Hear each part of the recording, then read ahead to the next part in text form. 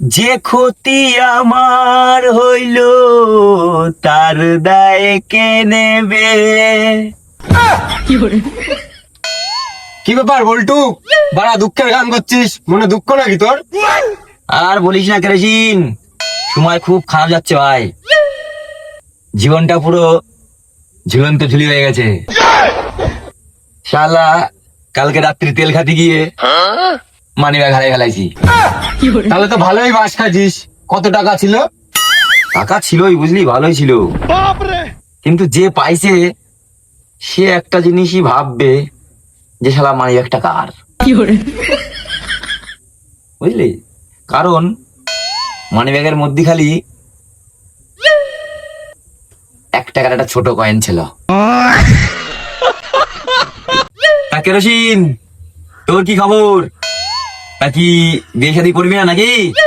আর বাড়া বিয়ে শাদি, শালা আজ কতদিন ধরে বলছি বিয়ে দি দাও, বিয়ে দি দাও, আমার শালা দিচ্ছেই না, গায়েই লাগায় না।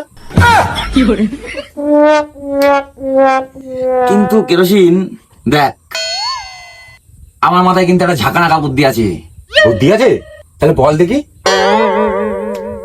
ঘটনা হচ্ছে, তোর বাবা তোকে 2 মাসের মধ্যে বিয়ে দিয়ে দিবে। তাহলে তাড়াতাড়ি বল বল বল। দেখ, বুদ্ধিটা হচ্ছে এই যে তুই বিয়ে পাস, হ্যাঁ তাই তো? হ্যাঁ, ক হাজার টাকা পাস? 3,000 টাকা।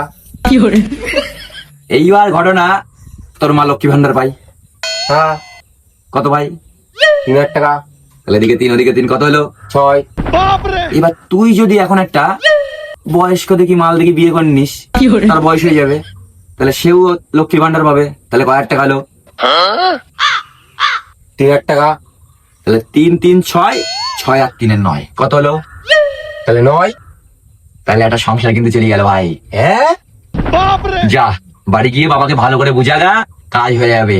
এ শালা তাবিজ কবজ কিচ্ছু লাগবে না, শালা একেবারে মোটামুটি তার প্রাকৃতিক উপায়। বুদ্ধি থাকলে কি শালা মানুষ ঘর জমায় থাকে?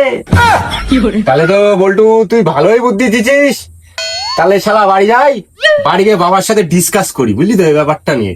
ডিসকাস করে শালা বিয়েটা করেই ফেলি, বুঝলি তো।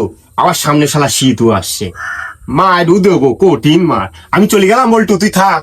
বুদ্ধিটা কিন্তু ভালোই বল্টু।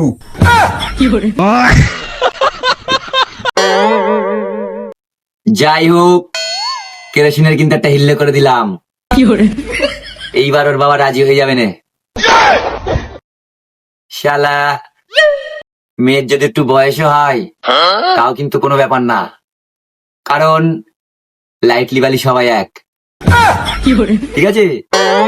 তো আমি যতদূর জানি কেরোসিন কিন্তু কমে ছাড়বে না নে, মায়েরও দিবে, কঠিন মায়ের বাড়া।